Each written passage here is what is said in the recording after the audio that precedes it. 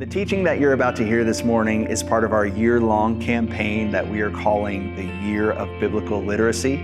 You can find out more over on our website at midtownbiblicalliteracy.com, and there you can find reading plans, resources, podcast episodes, all in an effort to help us raise our understanding of the Bible.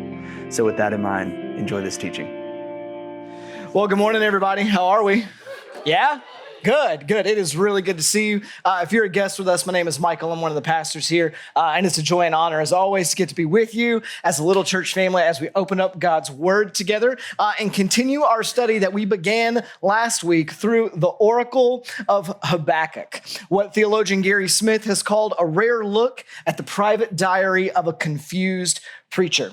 And so last week, we met our main character. We met Habakkuk the prophet, a man of God who was living in a time when everything around him just seemed incredibly corrupt. There was moral bankruptcy in God's people, corruption in the political and religious leadership, sin, injustice, oppression in the world as far as his eyes could see. And what we saw from Habakkuk was Habakkuk comes to God and he cries out, God, where are you? What are you doing? What is up with all of this terrible stuff that I see before me? What is happening? And as we said, we said that as ancient as Habakkuk's struggle may be, though it was written 3,000 some odd years ago, it's also a very modern struggle as well. We can find ourselves asking those very same questions, which is why this little book in the prophets is such a gem in the library of Scripture, because it helps us. It helps us process through what do we do and what are we to think when what is going on around us, when even God himself doesn't make sense to us anymore, when we're confused, disappointed, disillusioned with what's in front of us. It begs the question, how do we live faithfully when life is dark and the times are evil? And this back and forth that Habakkuk has with God, what it does is it gives us this little glimpse of Christian faith and maturity when times are hard and things are not as they should be. And so just to reset the stage a little bit, the first thing we saw from Habakkuk was that Habakkuk brings his struggle to God. He doesn't walk away from God and he doesn't pretend that things are better than they are, but rather he takes all of it, all of his doubt, all of his anger, all of his confusion and pain, and just lays it out honestly before the Lord. And we said that in this way, Habakkuk really is an example to us of what it looks like to faithfully wrestle with God over the hard things in life. In fact, that's what Habakkuk's name even means. But what was incredible is that God actually responds to him. God responded to him. God wasn't angry or bothered by Habakkuk's struggle. He didn't push him away, but rather God meets Habakkuk. He met Habakkuk in the middle of his dilemma and pain. And the thing that we really tried to drive home last week was that this is the same posture that God takes towards each and every one of us in our dark moments as well. Whatever shape or form they may take, this is his posture towards us, that God's heart towards you is that of a good and loving Father. A heart that longs for you in whatever it is you are going through to draw near to him. And in times of darkness and confusion, that is vitally, vitally important for us to understand, especially for where we're going today. Because while God certainly does respond to Habakkuk and meet Habakkuk where he is, what we will see is that his response is nothing at all that Habakkuk would have expected. So we're going to cover a lot of ground this morning, so prepare yourself. We're going to start where we left off last week in Habakkuk chapter 1, verse 5. So Habakkuk has just finished his cry, God, where are you? What are you doing? And this is how the Lord's response begins. Let's read it. God says, look among the nations and see. Wonder and be astounded. For I am doing a work in your days that you would not believe if told. Essentially, he says, Habakkuk, if you could only see what I see, you wouldn't believe it. I'm about to do something that is going to blow your mind. And it will. Just maybe not how you think it will. Verse 6, for behold, I am raising up the Chaldeans, that bitter and hasty nation who march through the breadth of the earth to seize dwellings not their own. They are dreaded and fearsome. Their justice and dignity go forth from themselves. Their horses are swifter than leopards, more fierce than the evening wolves. Their horsemen press on proudly. Their horsemen come from afar. They fly like an eagle, swift to devour. They all come for violence. All their faces forward. They gather captives like sand. At kings they scoff, and at rulers they laugh. They laugh at every fortress, for they pile up earth and take it. Then they sweep by like the wind and go on, guilty men whose might is their God. So not the prettiest of pictures, all right? So this is one of those instances, right, that we see often in the prophets, where God gives Habakkuk a glimpse just beyond the horizon of human history. And the glimpse that he gives is, to put it pretty mildly, no bueno. Not very good. So if you remember last week, we said that prior to the time of this writing, Judah's sister to the north, Israel, had been conquered and carried away by the Assyrian Empire, the big bad power in the Middle East at that time. And at this point, the Assyrian Empire had come and gone from their region, and their influence and power had begun to wane. So many in Judah believed they had missed the proverbial smoke, as the kids these days say. But that was not the case. God was up to something else. While the Assyrian Empire was diminishing, another ancient empire was actually gaining steam, the Chaldeans. This group would later become known as the Babylonians, and they were, in a few words, some bad mamma jammas, as you can tell from the way that God describes them here. They were a dreaded people, faster and fiercer than wild animals, a people with one thing and one thing only on their mind: conquest and destruction. And I know that's two things, but they're really one thing, right? They were about kicking butt and taking names throughout the Middle East. The type of warriors that laugh in the face of those who have power. They were on a rampage through the known world. And here, God says, all of that is preparation.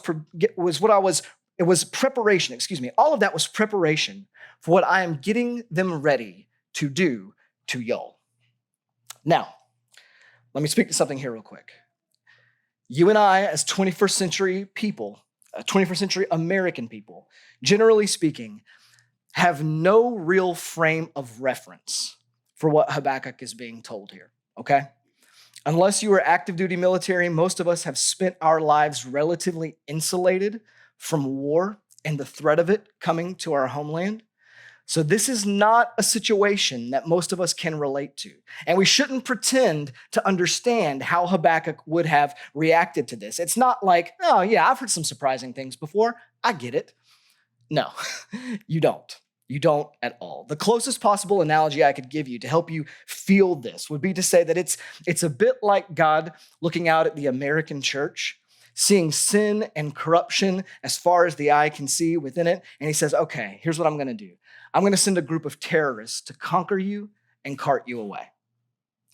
That sense of whiplash that you might have just felt is about the closest thing you could come to what Habakkuk would have felt in these moments. Now, it's also worth noting that this is not some arbitrary action from God, okay?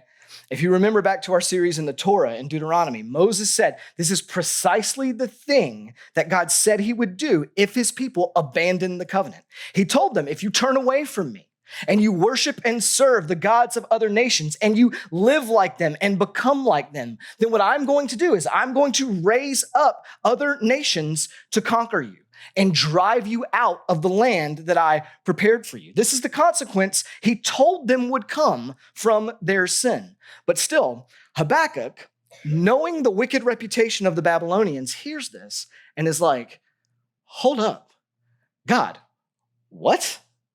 What are you about to do? Verse 12, are you not from everlasting, O Lord my God, my Holy One?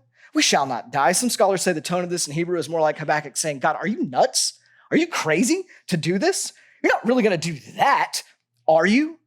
And from here, he just starts trying to make sense out of this whole thing. Oh, Lord, you have ordained them as a judgment, and you, O rock, have established them for reproof.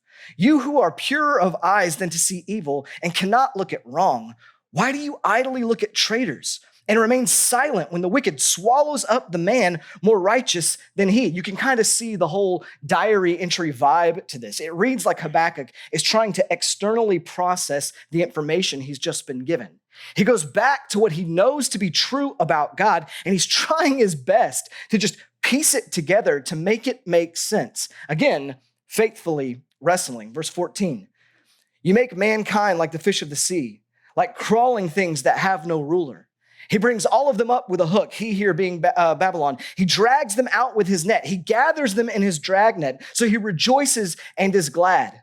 Therefore, he sacrifices to his net and makes offerings to his dragnet, for by them he lives in luxury and his food is rich. God, he's a foolish, greedy idolater like the rest. What are we doing here? Is he then to keep on emptying his net and mercilessly killing nations forever? Essentially, his confusion now isn't, God, are you going to do anything? But God, why are you going to do that? He's like, okay, God, I get it. You've ordained them as judgment. I got that. But they are more wicked than us. And you're holy. And you hate sin and evil. Are you really going to turn a blind eye to that? Are you really going to let that go? How can this be? This doesn't make sense. I know who you are. I know what your character is. But is Babylon going to get away with all of their sin scot-free? It's a really good question. One maybe that you've even asked too in your pain, because you've seen things in this world that just aren't right, or some things have happened to you, things that were not your fault, that are just flat out wrong, and it feels like God is just going to let it go. Listen, if that's you, I'm going to need you to hang with me. We're going to talk about that next week, because God is going to answer this question, and he is going to answer this question in vivid detail. But before we get to that answer, we've got to get some other things about God straight first. So continuing on, Habakkuk says, chapter 2, verse 1, I will take my stand at my watchpost and station myself on the tower and look out to see what he has to say to me and what I will answer concerning my complaint. And the Lord answered me, write the vision, make it plain on tablets so he may run who reads it. For still the vision awaits its appointed time. It hastens to the end. It will not lie. If it seems slow, wait for it. It will surely come. It will not delay. And don't miss this. Behold, his soul is puffed up. He's talking about Babylon here. It is not right within him, but the righteous shall live by his faith. Now, in this response, God is going to say more, but the gist of it is, this is what I'm going to do, Habakkuk. You are hearing me correctly, but I will also bring justice on them. Don't lose heart. Even if it seems to be taking a while, Habakkuk, trust me. Wait on me faithfully. And verse 4 is essentially God's answer to Habakkuk on how to live when things don't make sense, how to live when life is dark and times are evil. It's to live with faith, trusting God both with what you can see and what you can't. Trusting God with what you can see and what you can't see in front of you. Now, all that being said, I don't know how that initially strikes you, okay? But I'll tell you how it initially strikes me. God wants me to trust him when I can't make sense out of him or anything else. The way that strikes me is, how? How on earth am I supposed to do that when nothing makes sense to me? Like, I don't know if you've ever been in the spot like Habakkuk, a spot where perhaps everything just feels so chaotic, where nothing seems like it's going the way it needs to go, when the results just aren't what you thought they were going to be, where whatever it is that God may be doing, it at the very least doesn't make much sense to you. The marriage is just not what you thought it was going to be. The career plateaus. The kids go off the rails, when it feels like your prayers are just hitting the ceiling, when the suffering just isn't removed, when all the conflict and pain seem to go unfixed. How do we have faith in times like that? How can we wait on the Lord when everything around us feels so in flux? It seems on first pass like this is a really unhelpful thing to say. does it not? At the very least, it's something that is way easier said than done. And I would just want to say to you, I get that.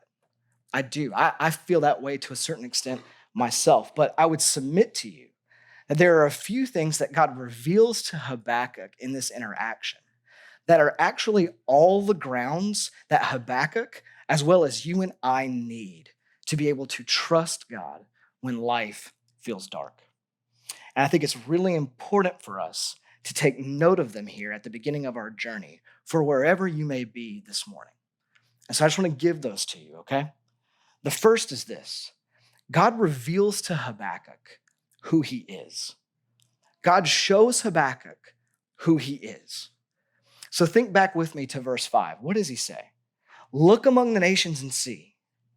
Wonder and be astounded, for I am doing a work in your days that you would not believe if told.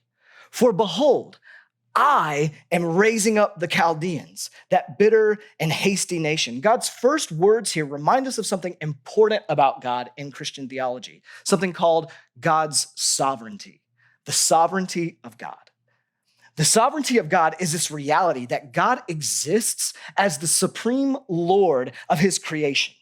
Like a king who rules and exercises authority over his dominion. That is who God is over everything. As the old children's song used to go, he's got the whole world in his hands. That's what sovereignty means. He is the highest ruler with the right and power to do all that he decides to do. And he even makes it plain here to Habakkuk that he even rules over the geopolitical scene that's before him, and can use the nations, whoever they may be, including the Chaldeans, for his divine purposes. Even this utterly powerful nation that seems like the ancient Near East equivalent of Thanos is not beyond the grip of his sovereign hand, okay? And listen, this one's just for free, all right? This is not the point of the sermon by any stretch, but I want to say it because I know what time it is, all right? I know that we tend to get really worked up every 4 years, like the fate of the world hangs in the balance with what happens in American elections. I know that, all right? And so listen, I'm very thankful and very proud to be an American. But the sovereignty of God tells me that I can get over myself a little bit, all right?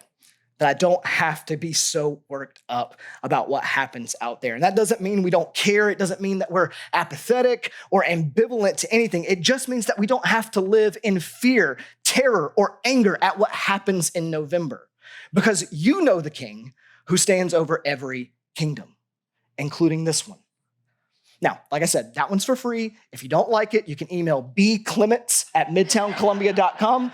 He'd be happy to get back to you, okay? But the point is, what God is showing Habakkuk here is that God is bigger than him. In every way imaginable, God is far greater than Habakkuk is. He is greater in power. He is greater in ability. He is greater in knowledge and greater in what he can see. He is incomprehensibly more than Habakkuk. So earlier this year, my family went on a cruise. You might have heard me talk about it a little bit because we loved it, all right? Like, it was a great time. And oddly enough, my favorite and my least favorite days on the cruise were the exact same days. They were the days that we were out on open water. Like, I don't know if you've ever been able to have the experience of being out in the middle of the ocean like that, but if you haven't, let me paint the picture for you. When you're out on the boat in a cruise, let me say it this way. There's what seems to be an endless blue and powerful ocean as far as the eye can see, just all around you. And then there's you, sitting on, by comparison, what is a little metal boat that looks like a drop in the bucket by comparison. It is equal parts amazing and horrifying, because I quickly realized just how minuscule and impotent I really was by comparison. I realized that we're all just out here drinking fruity drinks and playing shuffleboard like we weren't this close to being swallowed up for forever, right? It's wild. All the power and control I deceptively believed I had went straight out the window. It was a very existential moment for me, okay? But similarly, this is what God is bidding us to understand about himself through Habakkuk. That when we come into contact with the God of the Bible, if we're going to have any sort of relationship with that God, we have to recognize that we are coming into contact with a being that is vastly different from ourselves. He is not like us in some very meaningful ways. We are coming into contact with a being that rules and reigns over every square inch of the cosmos, who holds all the kingdoms, every single kingdom on earth in the palm of his hands, who is far more powerful than we are, who is far more knowledgeable than we are, who is far more holy than our minds can scarcely begin to imagine. A God with the power to command the winds and seas to do his bidding if he so chooses, who can raise up and cast down, who, unlike you and I, is never caught up in the anxiety or fear of being out of control. This is who he is. This is what God is showing Habakkuk. In fact, it's something Habakkuk will revisit in greater detail in chapter 3, that God is above and beyond him in some magnificent and horrifying ways. As the psalmist writes in Psalm 103:19, the Lord has established his throne in the heavens, and his kingdom rules over all. Or in Psalm 135, whatever the Lord pleases, he does, in heaven and on earth, in the seas and all the deeps. This is the type of being God is. And that means at least a couple of things for us. For one, it means he does more, knows more, and can see more than we can see. And that means at the very least, we have to have a category that he might do some things that we can't understand. We have to have that category. Like he says to the prophet Isaiah in Isaiah 55, for my thoughts are not your thoughts. Neither are my ways your ways. Neither are your ways my ways, declares the Lord.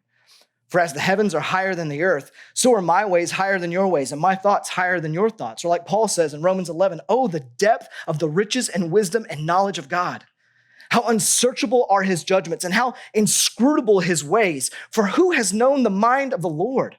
Or who has been his counselor? Or who has given a gift to him that he might be repaid? For from him and through him and to him are all things. To him be the glory forever. That's what God is showing Habakkuk. And admittedly, that's a hard thing for our modern sensibilities, because I know as Americans how we feel. Like we feel like we have this right to know everything. We feel like we have this right to be informed about everything that's going on and how it all fits together. So we have a tendency when life is dark or difficult to want to put God on trial, so to speak. But the point is that if you want to step into any sort of real relationship with God, you have to begin with the realization that there will be things about him that are beyond you, because he is beyond you. He is God. He is not a human like you and I. And when you don't know what he's doing, that's part of the answer. You just don't know what he's doing. That's not new information. You might just now be considering it, but it's not new. To say it a bit differently, if you have a God who is big and powerful enough to question in hard times, then you have a God who is big and powerful enough to have reasons that you can't see and that you can't understand. Now, what's beautiful about God is that he doesn't reject us for our questioning, like we've already seen with Habakkuk. He's even gracious enough to give us answers and help us see at times. He does that for Habakkuk here. It's just that God being beyond us is a part of the world we inhabit. And if we are going to make it through dark and difficult times, we have to understand that this is who he is. But secondly, God's sovereignty means that even when it doesn't make sense, he is still ruling and reigning. He is still king. He is still in charge. And this is what can really empower faith in the midst of dark and evil times, to know that there is a God who even in this stands above it all, who is not caught off guard by what is happening, a God who is in charge. In fact, he is a God who is taking the whole of human history and your life in a particular direction, that he has a destination in mind for all of us. Now, don't over extrapolate this. This is not to say that God is responsible somehow for every dark thing that comes into your life. Sometimes the bad things come into your life because of your own sin and foolishness, or the sin and foolishness of others. And hear me, you are not guilty of the sin that others commit. and neither is God. But what that is to say is that even then, even in the things that feel the most chaotic or the most out of control, the things that are keeping you up at night and causing you to lose sleep, they aren't causing him to lose sleep. Do you understand what I'm saying? He is not fretting over them like they are somehow out of his control, because they aren't so strong that they are beyond his ability to turn for good and use for his purposes. And that leads me to the second thing that God reveals to Habakkuk. God reveals to Habakkuk his promise. He reveals to Habakkuk his promise. He shows Habakkuk what he is getting ready to do.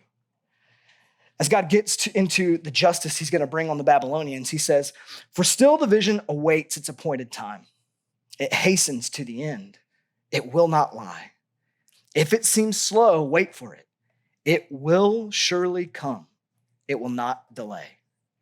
It's not here yet, Habakkuk. You don't see it yet, but I promise you, it is in fact coming. So this morning, a lot of you woke up to some anxiety and some fear over all kinds of things, right? Like maybe you overslept and you were worried about getting here on time. Maybe one of your kids wasn't feeling well and you were fearful that they were going to get sick before you guys go on vacation this week or whatever it may be. Maybe you opened up Twitter, which is virtually never a wise thing to do, but maybe you did. You opened up Twitter and you grew worried about what's happening out there in the world somewhere. Do you want to know something that I can with 100% certainty tell you you were not worried about this morning? The Chaldeans.